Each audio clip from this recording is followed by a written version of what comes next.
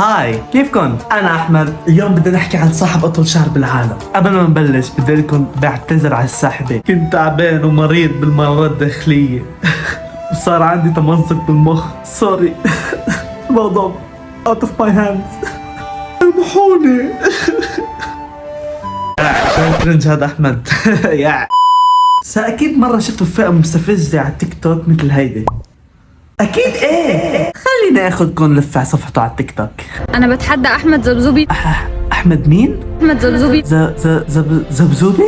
هاي يا ولد، هاي المعركة بيني وبينك أحمد زبزوبي، بين أحمد زبيبو أو أحمد زبزوبي. وين من حقوق اسمي؟ مهما فعلت سيبقى هناك فقط واحد أحمد زبزوبي في هذا العالم، اللي هو أنا. طبعا أنا ما بعرف أحكي باللغة العربية الفصحى، سامحوني. يعني انت واخده شعري. كيف بدها تاخد شعرك بدون إذنك؟ كيف يعني؟ تشده تسرقه؟ كيف هاي؟ خش بقى قولي للناس بقى تخش على جوجل. يا جماعة أحمد زبزوبي ده فعلا شعره حقيقي، وكل يخش على جوجل يكتب أطول شعر في العالم هيطلع له أحمد زبزوبي. لا لو انت ما قلتي لي انا اصلا ما كنت فتت على جوجل ودورت مين صاحب اطول شعر بالعالم، لانه ببساطه ما بيهمني. أحمد زبزوبي ده فعلا شعره حقيقي، وكل يخش على جوجل يكتب أطول شعر في العالم. أنا اجيت من الإمارات. واو، وين انت جيتي من الامارات؟ أتحدى أحمد زبزوبي بإني شعري أطول من الإمارات. تبي تتحدين احمد زبزوبي؟ كيف تسترجي تحدي احمد زبزوبي؟ يعني ليش متخبي ورا ظهره؟ مبين كله هبل. يعني انت جايه من الامارات مخصوص؟ لا خيي، انتوا جيتوا من مصر ام الدنيا. تحيه لكم يا مصر ام الدنيا. انا اطول شعري في العالم كله يا جدعان يخش على جوجل يكتب اطول شعر في مصر هيلاقوا احمد زبزوبي على طول. هي زهقت والله، لا فوت على جوجل ودور مين صاحب اطول شعر بالعالم.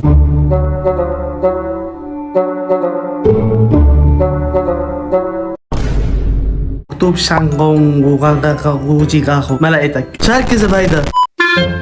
ازاي بيغسل شعره؟ صار عندي فضول عن جد، كيف بيغسل شعره؟ قال اللي العالم كلها بتساله هو ازاي بتغسل شعرك. هوريكم النهارده ازاي انا بغسل شعري. شغل يا عم الفكشر يلا.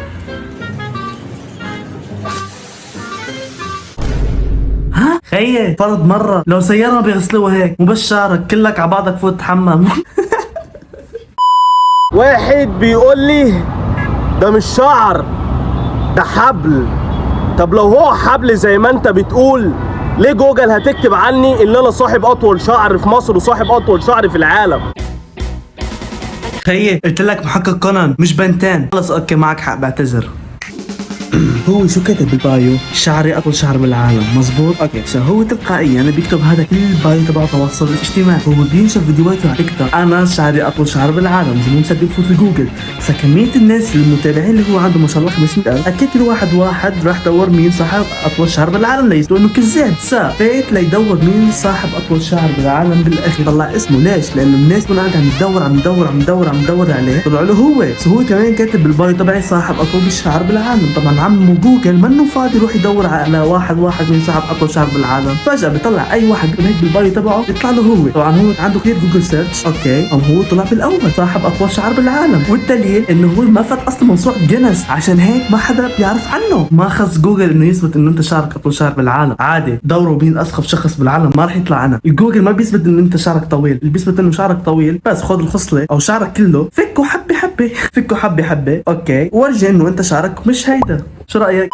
يا جماعة صحيت النهاردة من النوم لقيت 1000 خصلة زادوا خصلة بقى 1001 خصلة. سبحان الله، ومش خصلة عادية.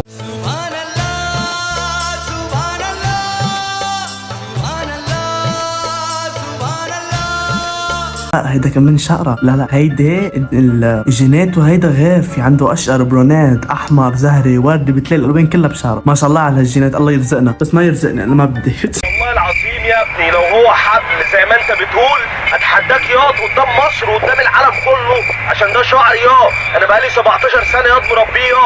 ده مش حبل دي نسطرة فرنساوي. بليز ما تنسوا تعملوا لي لايك، سبسكرايب وشير، كل شيء بحبه قلبكم. بليز ما تنسوا تعملوا سبسكرايب. شوفوا هون بهذا الزر اللي بالنص، ضغطوا عليه بدي بصير في سبسكرايب. ديل؟ اعطوني افكار بالكومنتس، اكتبوا لي اي افكار وانا بوعدكم اني ما اسحب. طول ما في افكار ما بسحب. باي. هي شو هاي صعب.